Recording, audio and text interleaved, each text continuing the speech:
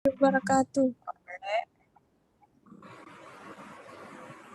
Dan salam budi luhur. Salam. Oke, untuk pertemuan kita kali ini saya akan membahas materi kita tentang konstitusi.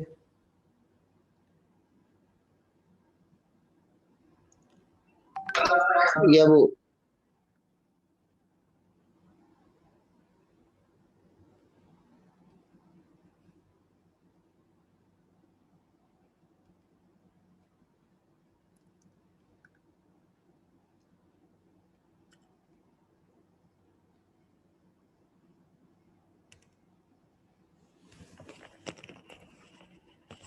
Saya izin share ya. Apakah sudah bisa tampil di layar handphone atau laptop Anda? Sudah, Bu. Sudah, Bu. Oke, kita lihat tentang konstitusi. Yang pertama tentang definisi dari konstitusi. Nah, kalau kita lihat untuk definisi dari konstitusi ada banyak sekali definisi atau pengertian dari konstitusi itu sendiri.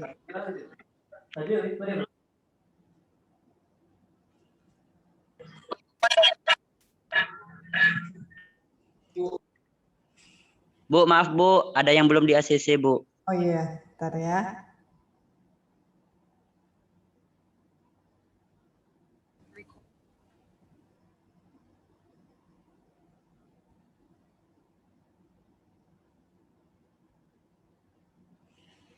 Oke, kita lihat definisi dari konstitusi. Nah, kalau dilihat di layar ini bisa dilihat pengertian konstitusi itu ada banyak sekali ya. Kalau kita lihat pengertiannya itu kurang lebih konstitusi itu memiliki makna atau arti tentang aturan ataupun peraturan atau dalam KBBI di sini ya bisa kita lihat segala ketentuan dan aturan tentang ketatanegaraan undang-undang dasar suatu negara. Nah, kalau kita lihat dari definisi ini, konstitusi ini dapat diartikan sebagai undang-undang dalam suatu negara, undang-undang dasar ya. Nah, kalau berbicara undang-undang dasar, ya mungkin yang ada di benak Anda atau yang lebih familiar, yaitu undang-undang dasar itu sendiri. Undang-undang dasar yaitu hukum dasar yang tertulis. Dia ada dokumennya, dibukukan, dan bentuknya juga tertulis atau yang terdiri dari sejumlah pasal-pasal yang ada. Kalau di Indonesia dinamakan dengan Undang-Undang Dasar 1945. Nah, konstitusi ini sendiri di Indonesia itu ada dua jenis. Yang pertama ada yang tertulis, yaitu Undang-Undang Dasar 1945 itu sendiri. Dan yang kedua ada yang tidak tertulis. Jadi namanya juga Undang-Undang Dasar suatu negara. Berarti dasar dari semua peraturan perundang-undangan yang berlaku dalam suatu negara. Jadi semua peraturan perundang-undangan di suatu negara atau di Indonesia didasarkan pada undang-undang dasar. Maka ketika ada suatu peraturan perundang-undang lainnya yang letaknya atau hierarkisnya berada di bawah Undang-Undang Dasar 45 atau bertentangan dengan Undang-Undang Dasar 1945, di Indonesia itu tidak diperkenankan berlaku karena dasar dari semua pembentukan peraturan perundang-undangan di Indonesia itu ada di dalam Undang-Undang Dasar 1945. Jadi semua peraturan perundang-undangan yang berlaku atau hukum yang berlaku di Indonesia tidak boleh bertentangan dengan UUD 1945. Nah, ini yang tertulis. Terus ada lagi yang tidak tertulis. Kita bahas satu-satu ya. Yang tertulis dulu. Nah, ini pengertian secara umum tadi ya. Nah, kalau kita lihat ada beberapa pendapat para pakar atau para ahli ilmu negara. Ada yang berasal dari dalam negeri atau dalam Indonesia itu sendiri ataupun yang berasal dari luar negara Indonesia. Nah, ini ada beberapa pendapat para pakar ilmu ketatanegaraan. Ada William H. Harris. Dia menyebutkan, beliau berpendapat bahwa konstitusi itu adalah prinsip-prinsip dasar pemerintahan di suatu negara, baik yang tersirat dalam hukum, lembaga, dan kebiasaan atau yang diwujudkan dalam suatu dokumen tertentu. Nah, di sini jelas ya kalau menurut William Harris, di sini dia diwujudkan atau terdapat dalam suatu dokumen atau beberapa dokumen tertentu. Jadi dengan kata lain di sini sudah sangat jelas sekali bahwa bentuknya itu konstitusi tersebut memiliki bentuk yang tertulis. Ada dokumennya, ada bukunya, ada naskahnya. Nah, kalau yang kedua kita lihat pendapat C.F. Strong. Konstitusi atau constitution ya. Merupakan seperangkat prinsip-prinsip yang mana kekuasaan pemerintah, hak-hak yang diperintah, dan hubungan antara keduanya telah disesuaikan. Maksudnya apa? Bahwa dalam suatu konstitusi atau suatu hukum dasar negara itu berisi tentang hak-hak dari pemerintah dengan yang diperintah atau rakyat atau warga negaranya. Di dalamnya ada kekuasaan pemerintahan dan juga ada hak-hak yang diperintah, hak-hak warga negara. Semuanya dijelaskan di dalam Undang-Undang Dasar suatu negara, tapi hanya pokok-pokoknya saja. Nah, kita lihat kalau di Indonesia seperti apa. Tadi hukum dasar di Indonesia itu yaitu Undang-Undang Dasar 1945. Apakah di dalam Undang-Undang Dasar 1945 itu memuat kekuasaan pemerintahan? Iya, di dalam bab 4-nya tentang kekuasaan pemerintahan negara yang terdiri dari legislatif, eksekutif, dan yudikatif. Apa itu legislatif? Yaitu kekuasaan untuk membentuk undang-undang yang berada pada tangan MPR, DPR, dan DPD. Yang kedua, eksekutif, yaitu kekuasaan untuk menjalankan pemerintahan berada pada tangan presiden dan wakil presiden beserta menteri-menteri dalam kabinetnya.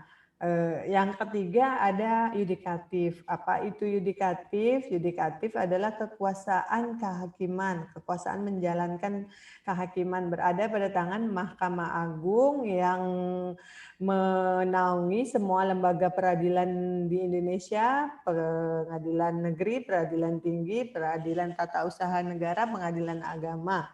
Nah, yang ketiga ada Mahkamah Konstitusi. Jadi kekuasaan kehakiman itu di Indonesia dijalankan oleh lembaga yudikatif yang berada pada tangan Mahkamah Agung dan Mahkamah Konstitusi. Itu buktinya bahwa di dalam Undang-Undang Dasar 1945 khususnya yang ada di Indonesia, kekuasaan pemerintah itu diatur, tapi hanya pokok-pokoknya saja. Bagaimana cara memilih mereka, bagaimana cara mereka bekerja diatur dalam ketentuan lebih lanjut, yaitu ada undang-undang tersendiri. Jadi namanya juga Undang-Undang Dasar. Jadi dasar-dasar penyelenggaraan pemerintahan di dalam suatu negara. Kalau menurut C.F. Strong ini tadi seperti di slide ini ya, pengertian constitution atau pengertian konstitusi. Selanjutnya kita melakukan pendekatan pendapat C.F. Strong ini dengan keadaan konstitusi yang ada di Indonesia. Contohnya yang tertulis tadi yaitu Undang-Undang Dasar 1945. Menurut C.F. Strong di dalamnya ada kekuasaan pemerintah, ada tidak? Tadi ya buktinya di pasal 5, pasal 6, pasal 7, pasal 8 sampai dengan pasal 12 itu mengatur tentang eksekutif presiden. Terus dari 13, 14 dan seterusnya dibagi lagi dalam beberapa bab yang masih mengatur tentang kekuasaan pemerintahan yang ada di tangan MPR, DPR, Presiden, DPD tadi ya. dan juga kekuasaan kehakiman. Yang berikutnya, hak-hak yang diperintah. Siapa yang diperintah? Yaitu warga negara. Adakah hak-hak warga negara di dalam Undang-Undang Dasar 1945? Ada, atau yang dikenal dengan hak azazi manusia. Nah, hak azazi manusia ini diatur dari pasal 27 sampai dengan pasal 34 di dalam Undang-Undang Dasar 1945. Nah, selanjutnya mengatur hubungan keduanya. Jadi hak dan kewajiban warga negara itu dia berjalan harmonis antara hak dan kewajiban warga negara terhadap negara, bahkan sebaliknya hak dan kewajiban negara terhadap warga negaranya. Nah, nanti untuk bagaimana harmonisasi hubungan keduanya di sini ya, kalau menurut C.F. Strong, ini akan kita bahas di bab tersendiri. Jadi harmonisasi hubungan hak dan kewajiban antara warga negara terhadap negara dan hak dan kewajiban negara terhadap warga negaranya. Kan sudah diatur di pasal 27 misalnya 27 ayat 2. Setiap warga negara berhak untuk mendapatkan pekerjaan dan penghidupan yang layak. Itu adalah hak kita sebagai warga negara. Dalam rangka untuk mendapatkan hak tersebut di pasal 27 ayat 1 dan 2, maka muncullah kewajiban kewajiban negara atau pemerintah untuk mewujudkan hal tersebut. Nah, di situ dikatakan harmonis. Ketika muncul hak warga negara, maka akan terjadi kewajiban atau muncul kewajiban bagi negara untuk mewujudkan hak atas kesejahteraan bagi warga negaranya. Jadi dia memiliki korelasi hubungan antara keduanya sehingga dikatakan dia harmonis. Jadi hak dan kewajiban itu tidak hanya terletak pada warga negara saja, tetapi juga berlaku terhadap negara terhadap untuk atau bagi warga negaranya. Kalau kita lihat ini tadi pendapat C.F. Strong dengan keadaan konstitusi di Indonesia ya relevan ya. Terus di dalam kalau tadi menurut William Harris di sini ada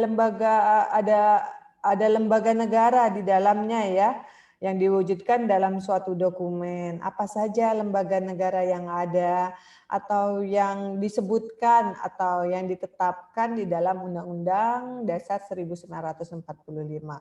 Nah, inilah lembaga-lembaga negara yang terlibat di dalamnya yang menyelenggarakan pemerintahan di Indonesia yang dilaksanakan dengan sistem demokrasi. Nah, buktinya seperti ini.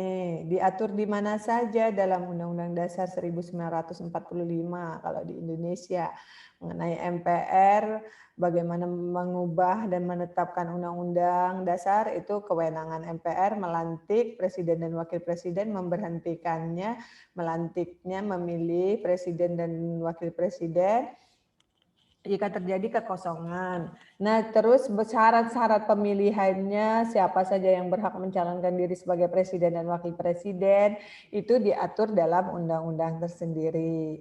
Nah, ini di dalam Undang-Undang Dasar 45, pasal 3, pasal 8 itu hanya mengatur pokok-pokoknya saja. Berikutnya, di dalam Undang-Undang Dasar 1945 juga mengatur tentang DPR. Buktinya di mana? Buktinya di sini, di pasal 11, pasal 13, 14, 20, 22 mengenai kewenangan-kewenangan DPR. Nah, sampai dengan pasal 20. Kalau DPR di sini pasal DPD juga masuk ya. MPR, DPR, DPD atau yang dikenal dengan legislatif pasal 23.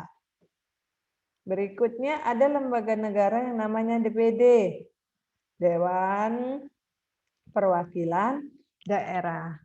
Apakah benar ini juga lembaga-lembaga negara yang ada semuanya diatur dalam Undang-Undang Dasar 45 di Indonesia? Kembali kita lihat buktinya di pasal 22 sampai 23 Undang-Undang Dasar 45. Kewenangan dari DPD apa saja? Bagaimana tata cara pemilihan DPD? Syarat-syaratnya tidak disebutkan dalam Undang-Undang Dasar 45. Hanya pokok-pokoknya saja. Pokok-pokok tentang penyelenggaraan pemerintahan di Indonesia. Bagaimana memilihnya, tata cara pemilihannya, syarat-syarat prosedurnya tidak disebutkan di dalam Undang-Undang Dasar 1945, tetapi dia dibuat dalam ketentuan lebih lanjut atau peraturan perundang-undangan yang letaknya di bawah UUD 1945 dan isinya tidak boleh bertentangan dengan UUD 45 atau yang pernah mungkin Anda dengar yaitu Undang-Undang MD3 ya. Berikutnya ada lembaga negara Mahkamah Agung. Nah, Mahkamah Agung dan Mahkamah Konstitusi dan Komisi Yudisial inilah penyelenggara ataupun yang ada di dalam lembaga negara yang terdapat di dalam yudikatif kekuasaan kehakiman. Diatur tidak di dalam Undang-Undang Dasar 1945 ada di sini. Dan ada undang-undang tersendiri juga dia Undang-Undang Nomor 24 Tahun 2003. Mahkamah Agung, terus tentang Komisi Yudisial, apa kewenangannya untuk mengangkat, bukan menangkap ya. Nah, ini ya, BPK juga diatur di dalam Undang-Undang Dasar 1945. Nah, pengaturan ini yang diatur tadi pasal 5 sampai pasal 23E yang mengatur tentang legislatif, eksekutif, dan yudikatif ini dengan sistem trias politik, yaitu prinsip pembagian kekuasaan. Masing-masing lembaga negara itu tidak boleh mencampuri urusan lembaga negara yang satu dengan negara lainnya, atau yang dikenal dengan istilah check and balance system. Kalau sebelumnya di zaman rezim Orde Baru tidak ada pengimbangan kekuasaan, tapi masing-masing lembaga negara itu terlibat. Presiden itu selain sebagai eksekutif, dia juga di legislatif, dia juga yang diikut sertakan dalam pembentukan peraturan perundang-undangan atau merancang peraturan perundang-undangan. Selanjutnya di eksekutif presiden juga dilibatkan, atau bahkan di eksekutif presiden itu memegang kekuasaan eksekutif, dia menjalankan pemerintahan. Nah, keadaan yang demikian kan setelah presiden dia dilibatkan untuk membuat peraturan perundang-undangan, selanjutnya dalam menjalankannya kembali beliau lagi dilibatkan. Jadi dengan kondisi yang demikian itu bisa menyebabkan terjadinya korupsi, kolusi, dan nepotisme.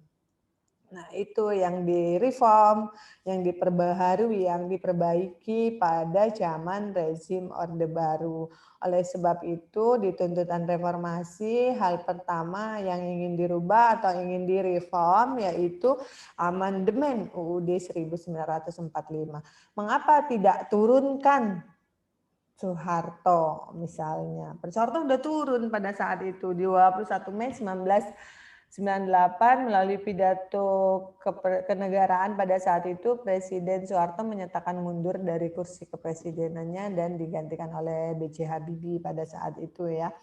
Nah, tadi sudah dikatakan bahwa di dalam kewenangan kekuasaan pemerintah segala sesuatunya legislatif, eksekutif, dan yudikatif itu diatur dalam UUD 1945. Ketika pengaturan dalam UUD 1945 mengalami beberapa kekeliruan, maka hukum dasarnya lah atau UUD tersebutlah yang harus terlebih dahulu dirubah. Nah, seperti itu ya aturannya dalam hukum ketatanegaraan di Indonesia. Jadi di sini tadi dari pasal 5, 6, 7 sampai 23 tadi menjabarkan tentang kekuasaan pemerintahan di Indonesia dijalankan oleh legislatif, eksekutif, dan yudikatif. Diatur pokok-pokoknya di dalam Undang-Undang Dasar 1945. Nah, kalau kita lihat secara sempit atau secara simpel, konstitusi itu merupakan pengertiannya yaitu dokumen atau seperangkat dokumen yang berisi aturan-aturan dasar untuk menyelenggarakan negara. Jadi dasar-dasar penyelenggaraan negara atau pemerintahan di Indonesia itu diatur dalam UUD 1945, diatur dalam konstitusi, khususnya konstitusi yang tertulis. Kalau kita lihat dalam pengertian luasnya, konstitusi memiliki pengertian peraturan baik tertulis maupun tidak tertulis. Nah, di sini yang tertulis dan tidak tertulis. Kalau dalam arti sempit hanya yang tertulis saja. Yang menentukan bagaimana lembaga negara dibentuk dan dijalankan. Tadi kan disebutkan bahwa konstitusi itu secara sempit atau disebutkan bahwa peraturan yang sifatnya tertulis, sedangkan secara luas baik tertulis maupun tidak tertulis ya.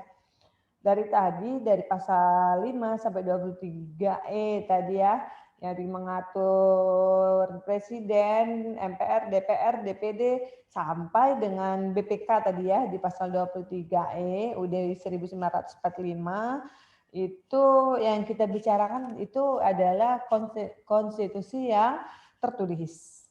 Tadi disebutkan kalau dalam arti luas ada yang tidak tertulis juga. Apa sih yang tidak tertulis itu sendiri? Yaitu yang dikenal dengan istilah konvensi. Apa itu konvensi? Yaitu kebiasaan para penyelenggara negara yang tidak tertulis, yang tidak dibukukan, tidak ditemukan dalam dokumen manapun. Tetapi dia hanya merupakan kebiasaan atau perbuatan yang dilakukan berulang-ulang atau rutinitas para penyelenggara negara yang dilakukan secara turun-temurun. Itu aturannya tidak ada dalam dokumen negara atau lembar berita negara manapun. Tapi setiap terjadinya pergantian kepemimpinan atau pergantian presiden, hal ini selalu dilakukan oleh siapapun presiden yang terpilih. Padahal tidak ada instruksi di dalam UUD 1945. Apa itu? Dia adalah pidato kenegaraan presiden setiap tanggal 16 Agustus di hadapan DPR dalam sidang paripurna. Siapapun presidennya, dia berkewajiban melakukan atau melaksanakan pidato kepresidenan setiap tanggal 16 Agustus yang selanjutnya nanti akan dijadikan panduan atau patokan untuk menyusun RAPBN. Jadi ini yang dikatakan dengan konvensi, perilaku atau kebiasaan para penyelenggara negara yang tidak tertulis dan tidak ditemukan dalam peraturan manapun, tapi dia didapat dipakai sebagai petunjuk atau arahan saat belum ada ketentuan secara tertulis, atau dengan kata lain untuk mengisi kekosongan dalam hukum. Itu ya, yang tidak tertulis namanya konvensi. Berikutnya dari tadi kita atau saya menjelaskan tentang konstitusi, aturan. Nah, sejauh mana sih penting aturan itu atau konstitusi itu dalam kehidupan bernegara? Di sini kita lihat pendapat Thomas Hobbes. Manusia dalam keadaan alamiah selalu saling bermusuhan, saling menganggap lawan, takut manusia lain mendahului dan mendapatkan lebih banyak pujian. The Sheep and Leviathan. Nah, artinya apa? Dalam kenyataannya manusia itu selalu muncul konflik antara manusia. Karena apa? Karena manusia itu memiliki sifat naturalisnya sama seperti serigala. Loh, kenapa sama seperti serigala? Kenapa disamakan dengan serigala?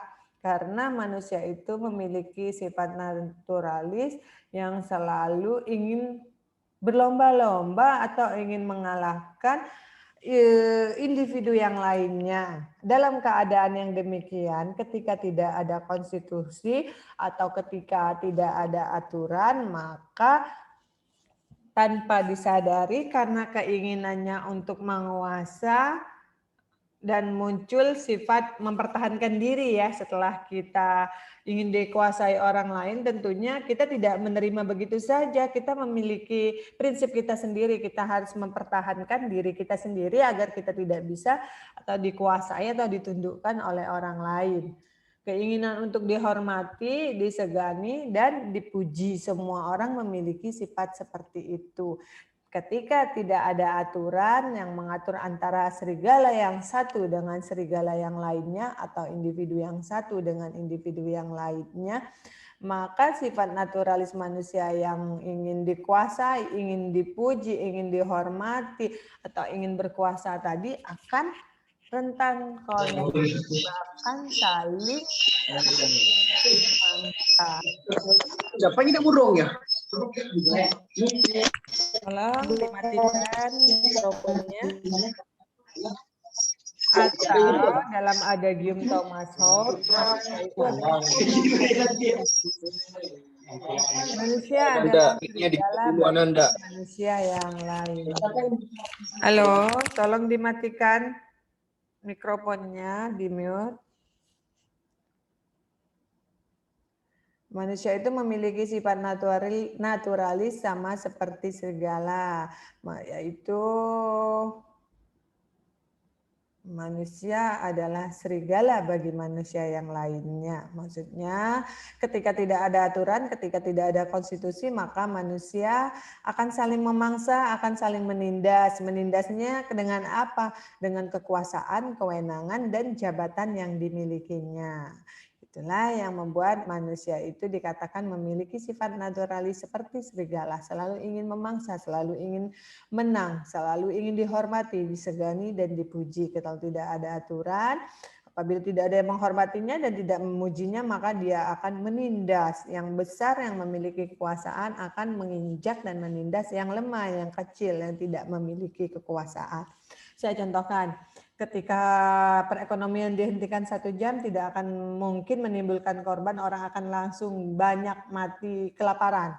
Tetapi ketika konstitusi, aturan atau hukum tidak diberlakukan 1 jam, yang tidak suka bisa saling membunuh, bisa saling memangsa. Itu yang dimaksud dengan homo homini lupus. Manusia adalah serigala bagi manusia yang lainnya.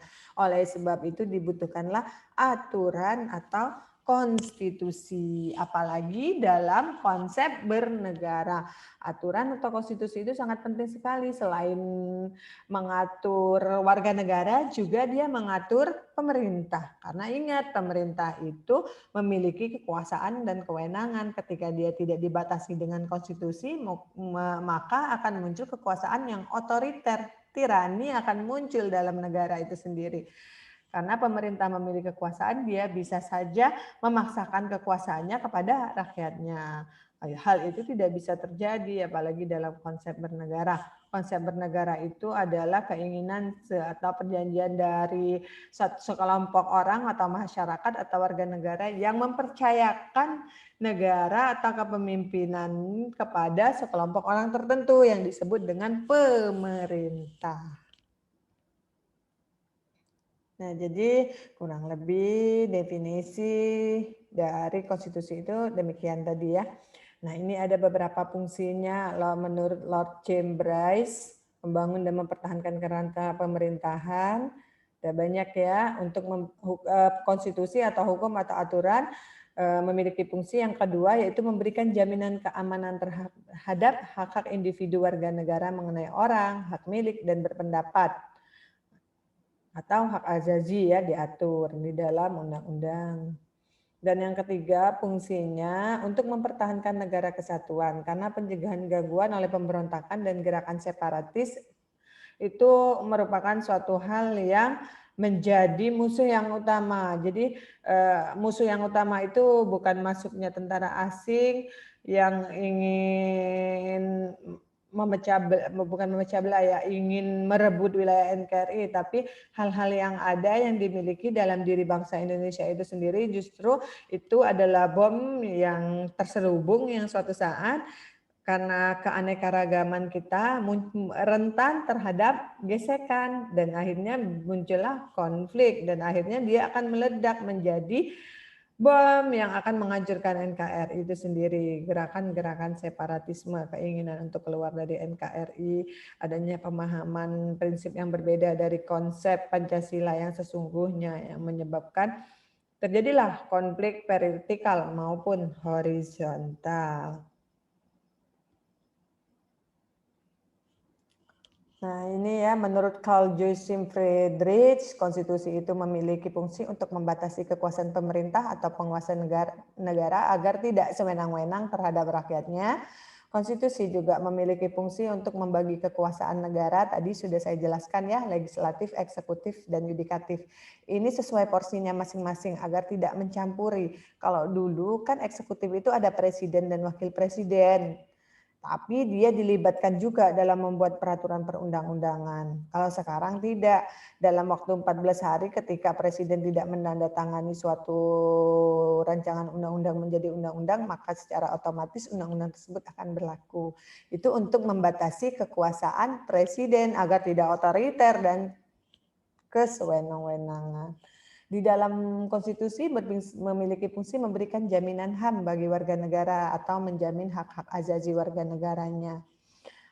Konstitusi berfungsi sebagai landasan penyelenggara negara menurut suatu sistem ketatanegaraan yang dijunjung tinggi oleh semua warga negaranya. Ada banyak ya. Terus kita lihat materi muatannya, isi dari sebuah konstitusi. Kan tadi kemarin di soal itu sepertinya sudah ada ya, jadi saya minta Anda baca dulu kemarin, baru ngerjain tugasnya yang saya bagikan. Jadi apa ya, teknis belajarnya sepertinya terbalik. Karena apa? Karena Anda kan bukan lagi siswa, sudah mahasiswa. Jadi saya anggap Anda sudah punya sedikit bekal yang didapatkan di tingkat atau level pendidikan sebelumnya di SMU. Nah, di akhir baik melalui video pembelajaran di YouTube ataupun melalui Zoom meeting ini, ya saya meluruskan dari apa pendapat Anda yang sudah Anda jabarkan dalam tugas-tugas yang saya berikan, dari materi yang saya berikan, saya minta Anda baca, lalu saya kasih tugas, Anda menganalisa tugas yang saya berikan dengan panduan materi pada slide PowerPoint yang saya bagikan. Selanjutnya saya di akhir saya memberikan pemahaman yang sesungguhnya ataupun saya memberikan penjelasan ataupun menetralisir atau dengan kata lain saya meluruskan hal yang seharusnya. Itu ya, walaupun tidak setiap minggu saya berkesempatan untuk memberikan perkuliahan di Zoom, bisa Anda simak di video pembelajaran. Karena apa? Mengingat mungkin kuota yang dari pemerintah juga sudah berakhir ya. Jadi untuk keadaan kita yang sekarang ini semoga bisa diterima oleh masing-masing pihak. Setidaknya Anda punya niat baik dan itikat baik untuk kuliah. Tugas-tugas yang saya berikan dikerjakan. Itu ya. Nah, di sini materi-materinya, materi muatan atau materi dalam Undang-Undang Dasar suatu negara. Khususnya di Indonesia, UUD 45 itu sendiri materinya apa saja. Ini sudah berkali-kali juga saya sebutkan tadi ya, ada organisasi negara dipisah dalam kekuasaan legislatif, eksekutif, dan yudikatif. Kalau dalam ilmu ketatanegaraan namanya ini teori trias politika. Trias politika itu ada dua, kalau menurut John Locke dan Montesquieu. Kalau Indonesia itu menganut yang John Locke, sorry. Di dalam UUD 45 juga ada hak asasi manusia tadi ya, dari bab 10A pasal 28A sampai J pasal 24. Di sini sebetulnya ada pasal 27 juga. Yang ketiga materinya tentang prosedur mengubah Undang-Undang Dasar 45. Buktinya kita sudah mengalami amandemen sebanyak 4 kali, berarti UUD 45 kita itu tidak kaku, tidak rigid, justru diberi kesempatan untuk mengubah yang diatur syarat-syaratnya di pasal 37. Mengapa harus dirubah? Apakah Undang-Undang Dasar itu tidak sempurna, mengingat pesatnya perkembangan zaman sehingga UUD 45 sebagai dasar penyelenggaraan pemerintahan di Indonesia dia harus berada di depan masyarakatnya, minimal dia sejajar dengan masyarakatnya agar dia bisa mengcover kebutuhan mengayomi dan melindungi warga negaranya dan pemerintahan yang menyelenggarakan pemerintahan dalam suatu negara tersebut. Mengingat ini adalah dasar-dasar penyelenggaraan pemerintahan di Indonesia atau dalam suatu negara. Nah ini ya materi munatannya. Kalau dinamikanya maksudnya perjalanannya. Mulai pertama berlaku UUD 1945, pernah berlaku Undang-Undang Dasar RIS, UUD 1950, Undang-Undang Dasar Republik Indonesia, ada UUD 1945 versi amandemen. Yang terakhir amandemen keempat terjadi di 11 Agustus 2002 sampai dengan sekarang. Jadi mengapa di amandemen? Itu bisa dibaca di sini, tujuan di amandemen seperti apa? Bisa dibaca di slide-slide ini ya. Kalau kita bahas di Zoom semua, waktunya tidak cukup, kuota Anda juga terbatas, walaupun mungkin ada di antara Anda semua yang punya kemampuan lebih, tapi tidak semua juga. Dan saya juga memaklumi keadaan ini dan juga tidak hanya mata kuliah ini saja yang butuh perkuliahan dengan daring ini ya. Semoga di Google Classroom bisa membantu dan video pembelajaran juga bisa membantu. Nah, kalau mau dibahas satu persatu ada banyak sekali. Oke, ada pertanyaan untuk sesi perkuliahan kita hari ini? Minggu depan kita meet test ya. Minggu depan kita meet test di pertemuan ke-8 dan ada salam dari bagian keuangan buat mahasiswa-mahasiswi yang belum melaksanakan atau menunaikan kewajibannya, mohon ya. Walaupun dengan cara mengangsur, saya dititipin pesan dari bagian keuangan. Ya, mohon pengertiannya. Walaupun belum semuanya ya diangsur, boleh silahkan. Oke, ada pertanyaan terkait materi kita?